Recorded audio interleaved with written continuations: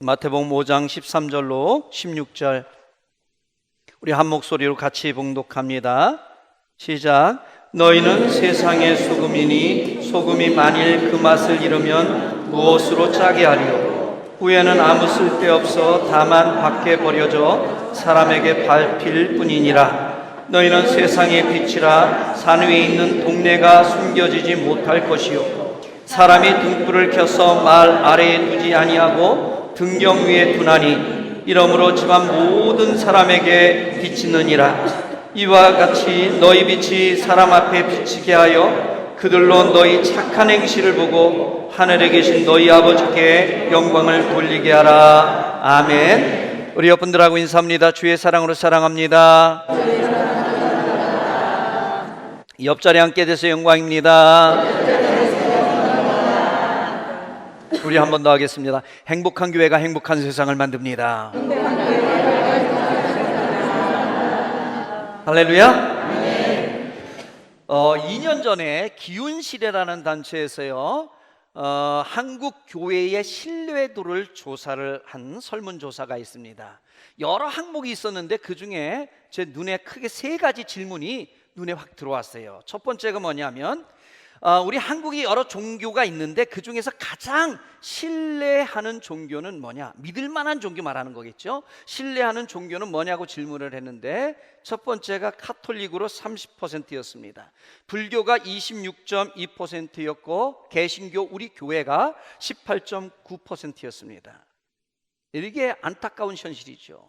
원래 전통적으로 늘 1위는 우리 교회가 했습니다. 신뢰할 만한 종교 그러면 우리 개신교였는데 어느 순간 이게 카톨릭에 뒤져서 2등으로 밀려나더니 근자에는 불교에게까지 밀려서 꼴찌가 되어버렸습니다. 안타까운 현실입니다. 또 다른 질문이 눈에 들어왔는데, 그러면 한국 교회를 얼마나 신뢰할 수 있습니까? 라는 질문이었는데 신뢰한다는 대답이 31.8%였고 신뢰하지 못하겠다라는 대답이 63.9%였습니다. 그러니까 부정적인 대답이 2배가 넘는 거예요. 세 번째 질문이 목사의 말과 행동을 얼마나 신뢰하는가라는 질문이었습니다. 신뢰하지 못한다는 질문이 68%였고 신뢰할 수 있다라는 질문이 30%였습니다. 이에 부정적인 대답이 2배가 넘었습니다. 목사 말, 목사 행동 못 믿겠다는 거지요. 여기서 파생된 질문이 있었는데, 그러면 목사는 그렇다 치고 성도들의 말과 행동은 신뢰할 수 있겠느냐라는 질문이었습니다. 신뢰하지 못한다가 65.3%였고 신뢰한다라는 대답이 32.9%였습니다. 역시 2배 가까이 믿지 못하겠다는 겁니다. 그나마 다행인 게 목사보다 신뢰한다는 게 조금 높습니다. 이거를 기뻐해야 되는지 모르겠지만, 그래서 제가 여러분들을 존경합니다. 여러분들이 저 목사인 저보다 세상 사람들에게 더 인정받고 있어요. 더 신뢰하겠대요. 정말 부끄러운 현실이죠. 세상은 지금 교회를 향해서 2배나 부정적으로 생각을 하고 있습니다. 한마디로 말하면 세상은 더 이상 교회를 신뢰하지 못하겠다는 거예요. 에이, 세상 사람들이 잘 몰라서 오해한 거야. 이거를 무시하고 넘어갈 수 없는 이유가 있는데, 여러분, 이 종교 신뢰도라는 것은 다시 말하면 종교 호감도하고 같은 말입니다. 내가 어떤 종교를, 교회를 신뢰하고 그러면 그 교회에 대한 호감도가 생기는 거죠. 이 호감도라는 것은 나중에 그 사람이 어떤 종교를 가질 때 그 종교를 선택할 확률이 높아지는 겁니다. 당연히 내가 호감 있는 종교를 선택하겠지 내가 싫어하는 종교를 선택할 일은 없지요. 그러니 호감도가 떨어진다, 신뢰도가 떨어진다, 이거는 전도에 아주 치명적인 문제가 생기고 있다는 겁니다. 그러니 지금 교회의 모습은요, 전도가 더 이상 먹히지 않는다는 얘기입니다. 그나마 우리 통합 측은, 우리 교회가 통합 측이잖아요. 가장 큰 교단이고 그래도 선방하고 있습니다. 지금 교회의 교인 숫자가 계속 줄고 있잖아요. 물론 출산율이 줄기 때문에 자연적으로 감소하는 것도 이유가 있습니다. 그러나 그것 말고도 또 다른 이유가 있지요. 교회의 세상에서 신뢰도를 잃고 있기 때문에 전도되어지는 숫자가 줄고 있다라는 겁니다. 그런데 우리 통합 측이 잘하고 있다고, 그래도 우리 통합 측이 제일 선방하고 있다고 하는데, 우리도 10년 동안, 지난 10년을 살펴보니까 매년 4만 명씩 교인이 줄고 있는 거예요. 10년 동안 40만 명이 줄었어요. 여러분, 부흥해도 모자랄 판인데 지난 10년간 우리 교단만 40만 명이 줄은 거예요. 다른 교단은 이 감소세가 더 심합니다. 이렇게 되니 예수님의 지상명령, 가서 모든 족속으로 제자를 삼으라, 이 말씀은 이제 점점 어려워지는 겁니다. 요원해졌습니다. 그래서 지금 이때에 우리는 정말로 절박하게, 정말로 처절하게 결단하고 우리의 모습을 되돌이켜야 될 줄로 믿습니다. 다행인 점은 이 설문지를 보니까요, 마지막 부분에 질문이 나오는데, 그러면 한국교회의 이 신뢰도를 높이기 위해서는 어떻게 하면 좋겠냐라는 질문이었어요. 그랬더니 그 질문이 37.1%가 교회 지도자들과 교인들의 삶의 변화가 있어야 된다, 이렇게 대답했습니다. 근데 이것 말고 나머지 대답도 또 같은 말이에요. 내용만 조금 바뀌었지만 결국에는 삶에 대한 얘기였어요. 그러니 희망이 여기에 있는 거예요. 우리가 어떤 문제에 대해서 답이 여러 가지면 그 답을 여러 가지를 다 해야 되기 때문에 힘들어요. 그렇잖아요. 어떤 문제를 해결하기 위해서 답이 10가지라면 그 10가지를 다 해야 되니까 많이 힘들죠. 근데 한 가지라면 그것만 하면 돼요. 그래서 다행스러운 거예요. 요 한 가지만 하면 돼요. 우리가 의지만 있으면 돼요. 목사인 저와 우리 성도들이 삶의 변화만 있으면 우리의 교회의 신뢰도가 다시 올라가게 될 줄로 믿습니다. 그런데 그렇지 않고, 에이 괜찮을 거야, 뭐 세상 사람들이 오해한 거지, 잘 몰라서, 교회를 몰라서 그런 거지, 이렇게 안일하게 대처했다가는 사실이든 아니든 세상 사람들은 점점 교회의 신뢰도를 떨어뜨릴 것이고, 결국에는 나중에 그때쯤 되면 전도의 모든 방법은 다 헛수고가 되고 말 것입니다. 그러니 지금 이때 우리는 우리 자신을 돌이켜보고 반성하고 새롭게 결단해야 될 줄로 믿습니다. 그래서 예수님께서는 오늘 본문을 통하여 이미 말씀하시는 거예요. 너희는 세상의 소금이라, 너희는 세상의 빛이라. 아멘? 우리의 세상의 소금, 세상의 빛입니다. 교회의 소금, 교회의 빛이 아니라 세상의 소금이고 세상의 빛이라는 거예요. 그 말은 뭐냐? 바꿔 말하면 우리가 이 세상의 평가를 무시할 수가 없다는 겁니다. 왜? 우리가 세상의 소금이고 세상의 빛인데, 세상이 판단하는 것을 에이 몰라서 그래, 오해야, 무시해버릴 수가 없다는 거죠. 우리는 그런데요, 그동안 세상의 평가를 너무나 진중하게 생각하지 않았어요. 왜냐하면 우리 교회는 사람의 눈치를 살피는 곳이 아니라 하나님의 눈치를 보는 곳이기 때문에 그렇습니다. 틀린 말은 아니에요. 우리는 사람의 눈치를 보는 곳 아닙니다. 우리는 하나님의 눈치를 보고 하나님의 눈을 의식하는 사람들이에요. 맞죠? 그런데요, 이게 지나치면 문제가 생깁니다. 왜냐하면 이 세상은 우리가 복음을 전해야 될 고객입니다. VIP예요. 여러분, 이거를 사업에다가 비유를 해보면 어떤 사업을 하는 사람도요, 중요한 고객의 평가를 무시하지 않습니다.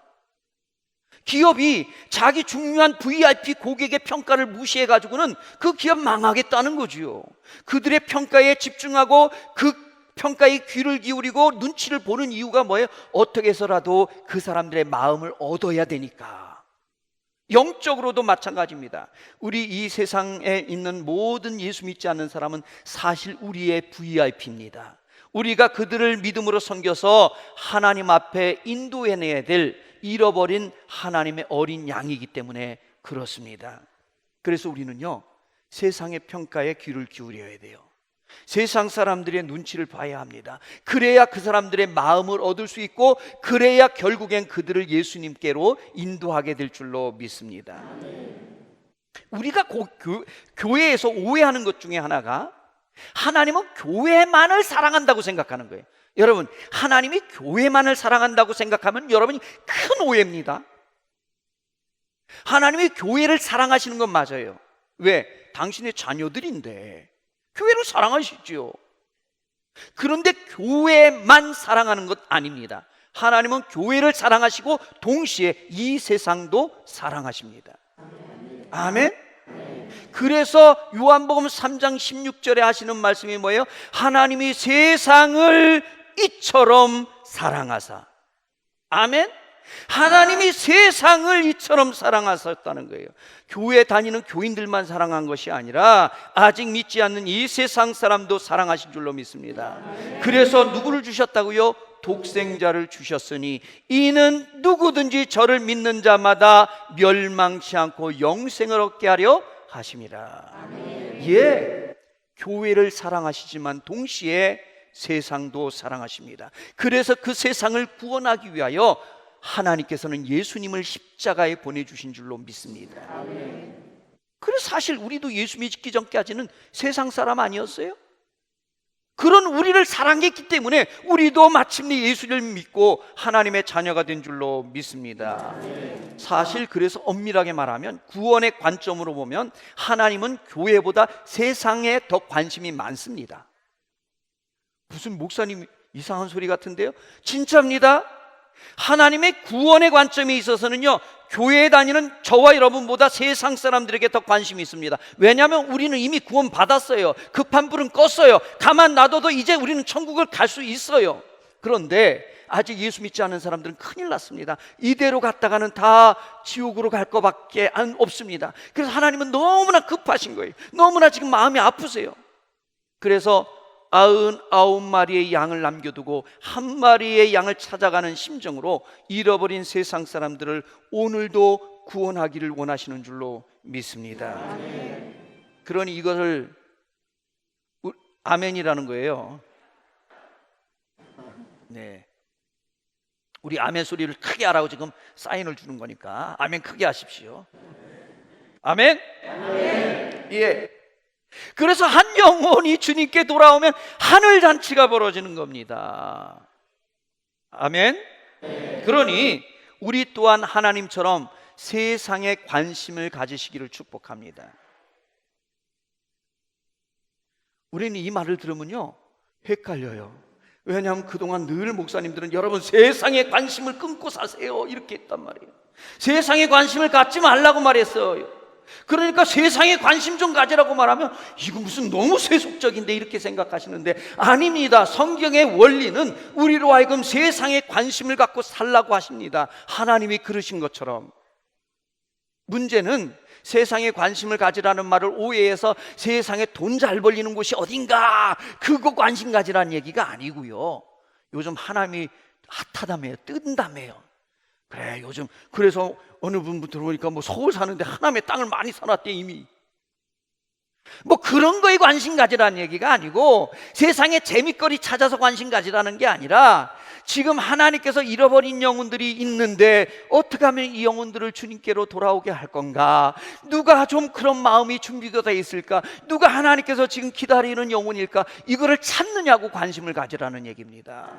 아멘. 그런 의미에서 저와 여러분이 이 세상에 관심을 가지시기를 축복합니다. 교회가 그동안 강조했던 것이 뭐냐면 교회를 강조했어요. 교회에 모이고 교회 거룩함을 강조했어요. 그러다 보니까 문제는 뭐냐? 하나님이 사랑하시는 잃어버린 영혼에 대한 관심은 줄어들어 버렸어요. 그 관심 거의 없어졌었어요. 여러분, 우리가 교회에 관심을 가지고 거룩함에 관심을 가지고 내 신앙생활 잘하는 것에 관심 가지는 거 틀린 건 아닙니다. 그런데요, 그건 반쪽만입니다. 그것과 더불어 우리는 이 세상을 위해서도 관심을 가져야 됩니다. 특별히 어떻게 하면 하나님이 잃어버린 둘째 아들, 잃어버린 양을 다시 주님께 찾아드릴 것인지 우리는 관심을 가져야 될 줄로 믿습니다.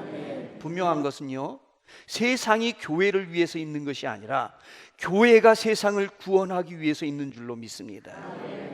그래서 지금 이 땅에 교회를 남겨두신 거예요. 그냥 우리를 천국 보낼 것 같으면 교회 없이 예수 믿는 순간 다 천국으로 보내셔도 됩니다. 그게 더 나아요. 예수 믿는 그 순간 가장 깨끗하지 않겠어요? 천국에 들어가면 가장 행복한데, 하나님께서 우리에게 가장 좋은 것을 다 주고 싶은데 예수 믿고 바로 천국 가면 우리에게 최고의 것을 얻는데 왜 교회를 놔두시고 우리로 하여금 교회에서 신앙생활하게 했을까요? 교회가 없으면 우리가 없으면 세상은 끝장납니다. 그래서 우리를 남겨두고 교회를 이곳에 세워주신 줄로 믿습니다. 그래서 교회가 세상을 위해서 있는 거예요. 세상이 교회를 위해서 있는 것이 아닙니다. 하나님은 죄악에 파묻힌 이 타락한 세상을 저주하지 않습니다. 이 세상을 비난하지 않습니다. 오히려 잃어버린 작은 아들을 바라보면서 안타까워하시는 것처럼 이 세상을 그렇게 바라보십니다. 그래서 세상을 위하여 예수님을 십자가에 보내주신 줄로 믿습니다. 어떻게 하든 그들이 돌아와 주님 앞에 돌아오기를 원하셨기 때문에 그런 것입니다. 그래서 먼저 믿는 우리를 교회의 소금, 교회의 빛이 아니라 세상의 소금, 세상의 빛으로 만들어 주신 거예요. 여러분, 세상의 소금이라는 말이 뭐예요? 말 그대로 세상을 위한 소금이라는 거예요. 세상의 빛이라는 말은 말 그대로 세상을 위한 빛이란 말입니다. 그러니 원래 계획대로 우리는 세상의 소금으로 세상의 빛으로 살아가야 될 줄로 믿습니다. 우리 옆분들하고 인사합니다. 집사님은 세상의 소금이십니다. 집사님은 세상의 빛이십니다. 아멘.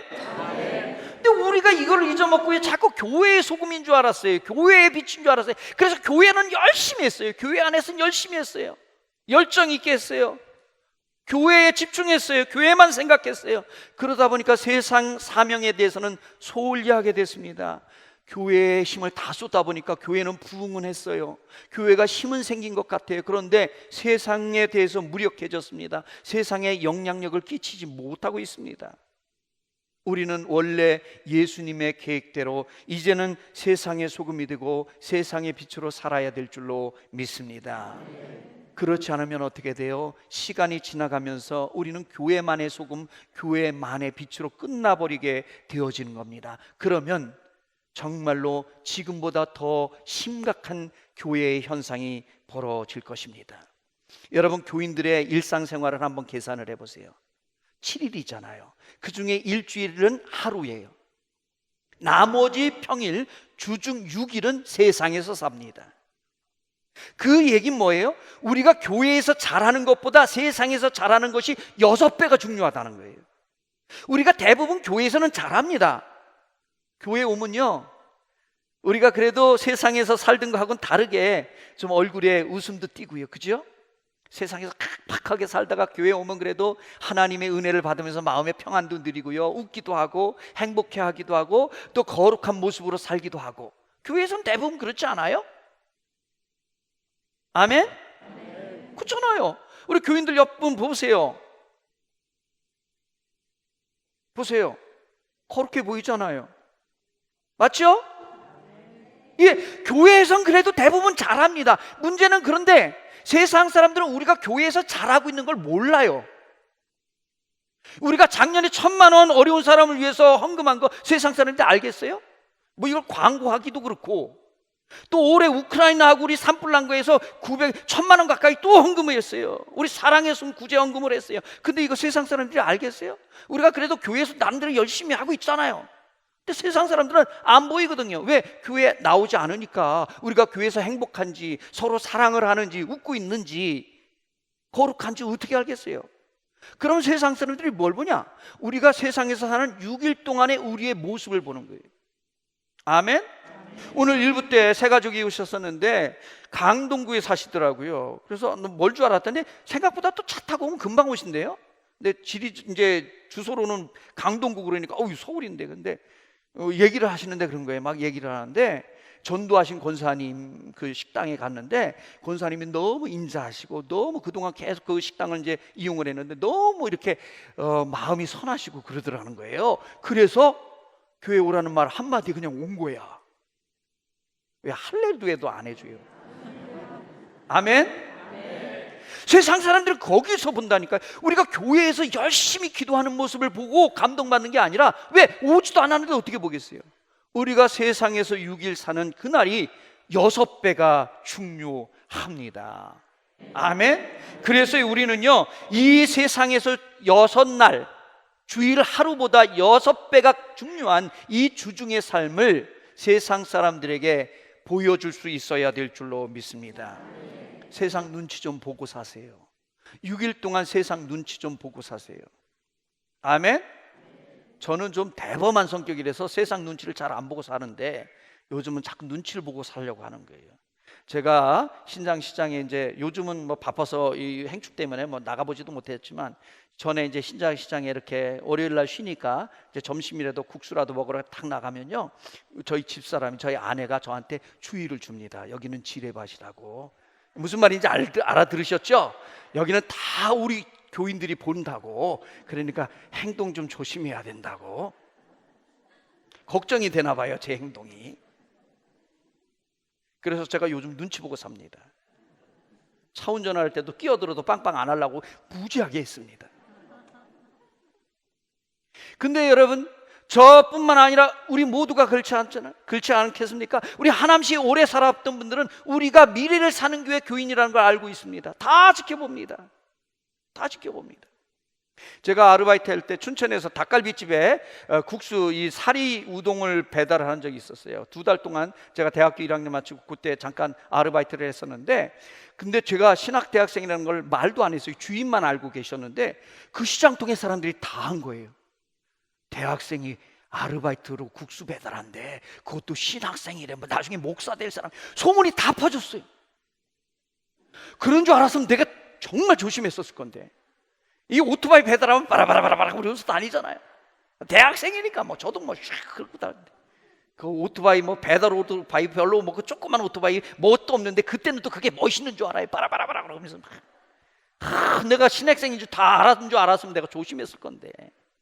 여러분, 세상은 우리로 하여금 교회 안에서의 삶이 아니라 세상의 삶을 지켜보고 있다는 것입니다. 그러니 우리가 세상의 눈치를 봐야 돼요. 세상의 평가에 귀를 기울여야 됩니다. 근데 이렇게 말씀드려요. 아이 목사님, 우리 안에 참 진리가 있는데 왜 우리가 세상의 눈치를 봐야 됩니까? 아니, 교회가 왜 세상의 눈치를 봐야 됩니까? 이렇게 반문하시는 분이 있습니다. 예, 우리에게 영원한 절대 진리를 가지고 있는 것은 맞습니다. 그런데요, 이 진리를 내 안에 적용하는 데 있어서는 눈치 볼 거 없습니다. 그 진리를 지키는 데 있어서는 하나님만 바라보고 우리는 철저하게 지켜나가야 됩니다. 아멘. 그런데 그것을 다른 사람에게 전도할 때는 그 진리를 지혜롭게 눈치 보면서 전달해야 돼요. 아멘. 근데 우리는 바꿔서 해요. 자기한테 적용할 때는 느슨하게 막 그렇게 적용하고, 다른 사람들 앞에서는 그 전도를 할 때는 강요를 하고 그 진리를 막 억압적으로 전달을 하면 세상 사람들이 바라볼 때 너나 잘하라 하지 않겠습니까? 코로나가 한창일 때요, 어떤 교회에 프랭카드를 붙였는데 우리 교회 입구에 프랭카드 크게 붙인 거 보셨죠? 예, 못 보신 분들은 또 보세요. 그거 어마어마하게 돈 들여가지고 꼭 보시라고 한 거예요. 문구를 뭐라고 썼죠? 미래를 사는 교회는 하남 시민의 행복을 기도하겠습니다. 구 동부제일교회, 이렇게 써놨어요. 우리 예수 믿지 않는 사람들이 지나가다가 이 교회는 우리를 위해서 기도해 주는구나, 우리의 행복을 위해서 기도해 주는구나, 이렇게 좀 느끼라고, 교회가 우리를 생각하는구나, 이렇게 느끼라고 일부러 그렇게 쓴 거예요. 근데 우리 코로나 중에 어떤 교회가 프랭카드를 달기 시작했는데 뭐라고 하더라냐면 교회가 진심으로 죄송합니다, 이렇게 썼어요. 그때 이제 코로나가 막 교회에서 막 확진자들이 많이 나올 때, 한국 기독교 장로회라는 그런 교단에 속했던 교회들이 달았는데, 여기가 리버럴한 교단입니다. 아주 진보적인 교단이에요. 그래서 예전에는 데모도 많이 하고 요즘은 안 그랬지만 그랬던 교회들이에요. 그래서 저는 어렸을 때부터 이 통합 측에서 보수 교단에서 자랐기 때문에 저하고는 스타일이 안 맞습니다. 그런데 제가 그 프랭카드를 보면서 감동을 받았어요. 신선한 충격을 받았어요. 적어도 이 교회는 세상 사람들을 잃어버린 영혼으로 바라보고 있구나, 정말 전도에 있어서는 지혜롭게 접근하고 있구나, 이런 생각에 제가 신선한 충격을 받았습니다. 그때 대부분의 교회들은 뭐라고 프랭카드를 가르는지 아세요? 예배는 목숨 걸고 드려야 된다. 뭐 그것까지 좋아요. 그런데 그때 교회들이 많이 달았던 프랭카드가 교회가 세상의 유일한 소망입니다, 이렇게 프랭카드를 달았어요. 근데 그거는 우리의 입장에서, 예수 믿는 입장에서는 맞는 말이에요. 진리예요. 불변의 진리입니다. 교회가 세상의 유일한 소망 맞지요. 그런데 예수 믿지 않는 사람들이 볼 때는 그 말씀이 어떻게 보이겠어요? 웃기고 있네, 니네나 잘하라, 이러지 않겠습니까? 예수 믿지 않는 사람들이 프랭카드를 볼 때 어떤 프랭카드의 마음이 움직이겠어요? 교회가 진심으로 죄송합니다라는 이 프랭카드와 교회가 세상의 유일한 소망입니다, 다른 곳에는 소망 없습니다, 세상은 끝났습니다, 그러니 교회로 빨리 들어오시오, 교회가 유일한 소망입니다, 이 문구가 달려있는 프랭카드를 볼 때 어떤 곳에 진짜 마음이 움직이겠습니까? 여러분, 그 사람이 교회를 안 다니는 사람인데 나중에 교회를 선택한다면 어떤 프랭카드를 단 교회를 선택하겠습니까? 그 사람이 교회 다니는 사람이라면 달라요. 교회 다니는 사람들은 진리를 보고 알 수 있기 때문에, 아 그래, 교회가 세상의 유일한 소망이지, 맞지, 우리는 다 그걸 받아들일 수 있지만 세상 사람들은요, 영적인 눈이 없기 때문에 진리를 봐도 진리로 보이지가 않습니다. 거부감만 생깁니다. 분명히 그 사람들이 교회를 선택한다면 교회가 진심으로 죄송합니다, 이 문구가 쓰이는 교회를 선택하게 될 것 같아요. 우리가 보는 입장에서 보지 마십시오. 세상 사람들의 입장에서 보기 시작해야 됩니다. 여러분, 우리가 예전에 많이 썼던 전도 방법 중에 예수 천당 불신지옥이라는 말이 있습니다. 여러분, 이게 무슨 말이에요? 예수 믿고 천국 가세요, 그 뜻이죠. 불신지옥은 그냥 뒤에 그냥 섞인 거지만 그 말을 하고 싶은 의도는, 그러니까 여러분, 지옥 가면 안 되니까 예수 믿고 천국 가세요, 이렇게 이거잖아요, 우리의 마음은. 그죠? 근데 예수 믿지 않는 사람들이 이 문구를 보면 어떻게 보이는지 아세요? 앞에 거는 안 보여요. 예수 천당은 안 보이고, 니들은 예수 안 믿으니까 다 지옥 갈 거야, 이렇게 보인대요. 그래서 이 말씀이 예수 믿고 천당 가라는 축복의 말이 아니라, 너희들은 예수 안 믿으니까 지옥 갈 거야 라는 저주로 들린대요. 그러니 여러분, 이 말 쓰지 마세요. 우리한테는 맞는 말인데 예수 믿지 않는 사람들을 전도하면서 그 사람들은 다 저주로 들리는 말을 왜 우리가 해요? 그 바보 같은 거죠. 예수 천당 불신지옥, 틀린 말은 아닙니다. 진리입니다. 그런데 진리를 볼 수가 없어요.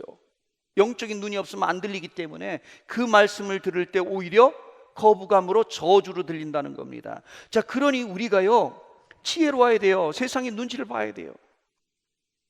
근현대사에 참 안타까운 교회사가 있는데요, 우리 교회가 세상을 강제로 개종시키려고 했던, 강요에 의해서 힘으로 그렇게 굴복시키려고 했던 그런 시점이 있었습니다. 특별히 서구에서 식민지를 개척하면서 들어가면서 거기에 종교를 심으면서 강제로 개종을 시켰잖아요.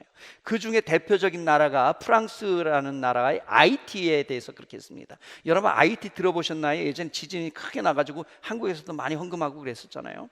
제가 있었던 교회에서도 헌금하고 그랬는데, 그 IT가 프랑스의 지배를 받았는데 이 프랑스 주인들이 얼마나 못됐는지 이 IT 사람들을 너무너무 학대한 거예요. 종이니까, 노예니까 그랬겠죠. 채찍으로 두들, 사람으로 인정하지 않고 얼마나 학대했는지 몰라요. 근데 또 주일이 되면 이 사람들을 또 교회를 끌고 가는 거예요. 안 갈 수도 없어요. 안 갔다 맞으니까.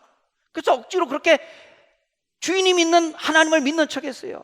그러다가 해방이 되는데요, 이 사람들이 얼마나 열이 받았던지 우리 주인이 믿었던 그 하나님은 난 싫다는 거예요. 그래가지고 나라 전체를 사탄에다가 바쳐버렸어요. 하나님, 우리 주인이 믿었던 그 하나님하고 정반대로 가면 된다는 거예요. 그래서 나라를 사탄에다 봉헌해버렸어요.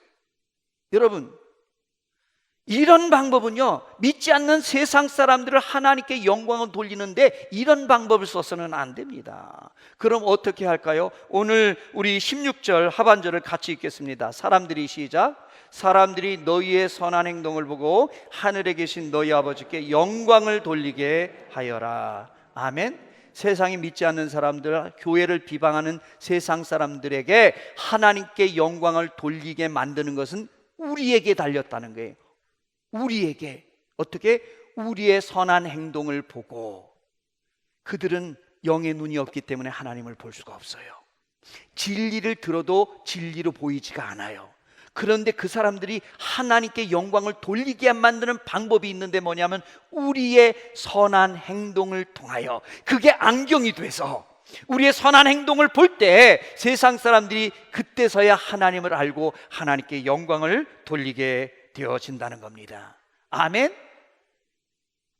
기도하는 모습을 보고 하나님께 영광 돌리는 게 아니라 우리가 거룩한 모습으로 예배 열심히 드리는 모습을 보고 세상 사람들이 하나님께 영광 돌리는 게 아니라 우리의 선한 6일간의 세상에서의 삶을 통하여 그들이 그것이 안경이 돼서 하나님께 영광을 돌리게 된다는 겁니다. 그러니 저와 여러분 이 시간 결단합시다. 목사인 저부터 성도인 여러분까지 이제 우리의 삶을 돌이키시기를 축복합니다. 내 안에 스며든 위선, 우리 안에 스며든 거짓, 교회 안에 서서 이런 것들이 스며들어서 우리 안에 위선이 얼마나 있습니까? 우리 안에 거짓들이, 우리 안에 탐욕이, 물질주의가, 경쟁과 시기심이, 갈등이 우리 교회 안에도 있잖아요. 그러니 이것들을 씻어내고 이제는 세상 사람들이 우리의 모습을 보고 하나님이 보일 수 있도록 세상의 빛처럼, 세상의 소금처럼 살아갈 수 있기를 축복합니다. 물론 목사 입장에서 조금 억울한 것도 있어요. 사실 교회도 그렇고 목사도 그렇고 성도들도 그렇고요, 여러분, 세상이 똑같은 잣대를 가지고 재지 않거든요. 교회에서 똑같은 사건이 벌어져도 교회에서 벌어진 사건이면요 세상 거보다 훨씬 뉴스가 크게 나옵니다. 그죠? 교회에서 벌어진 사건은 아주 대대적으로 보도를 합니다. 그리고 교회가 잘하는 일들은 별로 보도를 안 해줘요. 관심도 잘 쓰지도 않아요. 여러분, 한국의 구제사업, 한국에서 구제사업, 이 사랑의 실천은요 교회가 60에서 70% 매년 한국의 70%를 우리 교회가 다 합니다. 근데 우리가 그걸 광고를 뭐 세상처럼 떠벌리고 막 사진 찍고 뭐 신문에 나고 이렇게 안 하잖아요. 우리는 하나님의 말씀대로 오른손이 한 것을 왼손이 모르게 하다 보니까 이게 소문이 안 나니까 세상 사람들이 모르는 거예요. 여러분, 세계에서 가장 큰 구호단체인 컴패션하고 월드비전이 목사님이 시작하신 거잖아요. 기독교 단체입니다. 그뿐만 아니라 대부분의 구제사업 다 교회가 합니다. 그런데 모르는 거죠. 근데 뭐 어쩌겠어요. 안 보인다는데. 오해한 거죠. 근데 오해한 건 오해한 것이고 그들이 안 보인다면 이제는 우리가 세상 사람들로 하여금 보일 수 있도록 교회 안보다 교회 밖에서 더 잘해야 합니다. 아멘. 여러분, 적어도 교회 오시면 행복하시죠? 그런데 이제부터는 교회 밖에서 더 행복하셔야 돼요. 아멘. 우리 교회 안에서 하나님께 영광 올리며 사랑하며 사시죠? 교회 밖에서 더 그렇게 하시기를 축복합니다. 그래서 사도 바울인 고린도전서 10장 33절에 이렇게 말합니다. 우리 같이 읽겠습니다. 나처럼 하십시오. 나는 나의 유익을 구하지 아니하고 많은 사람들의 유익을 구하였습니다. 많은 사람들이 구원받도록 모든 면에서 모든 사람들을 기쁘게 하려고 하였습니다. 모든 사람들을 기쁘게 했다는 거예요. 무슨 말이에요? 이 모든 사람들은 예수 믿지 않는 사람들, 세상 사람들. 그러니까 사도 바울은 세상 사람들이 눈치 봤다는 거예요. 그들 좀 기쁘게 해주려고. 왜요? 그렇게 해서 어떻게든 그들의 마음을 얻어서 예수 믿게 하고 싶어서 그렇게 했던 겁니다. 그래서 사도 바울은 진리가 있는 사람이었어요. 자유함이 있었어요. 그래서 율법을 지키지 않을 자유를 깨달은 참 진리를 얻은 사람이었어요. 그런데도 율법주의자들을 전도하기 위해서 율법 있는 사람처럼 살았다는 거예요. 아멘. 그렇다면 우리는 어떻습니까? 저와 여러분도 마찬가지입니다. 우리의 자유를, 우리의 거룩함을, 때로는 우리의 신념까지도 포기할 수 있습니까? 세상에 잃어버린 영혼을 위해서요. 오늘 사도 바울의 마지막 간곡한 부탁을 다시 한번 읽어드리겠습니다. 나처럼 하십시오. 나는 나의 유익을 구하지 아니하고 많은 사람들의 유익을 구하였습니다. 많은 사람들이 구원받도록 모든 면에서 모든 사람들을 기쁘게 하려고 하였습니다. 저와 여러분에게 이런 축복의 은혜가 넘치시기를 바랍니다. 우리 찬양 드리시고 결단하겠습니다.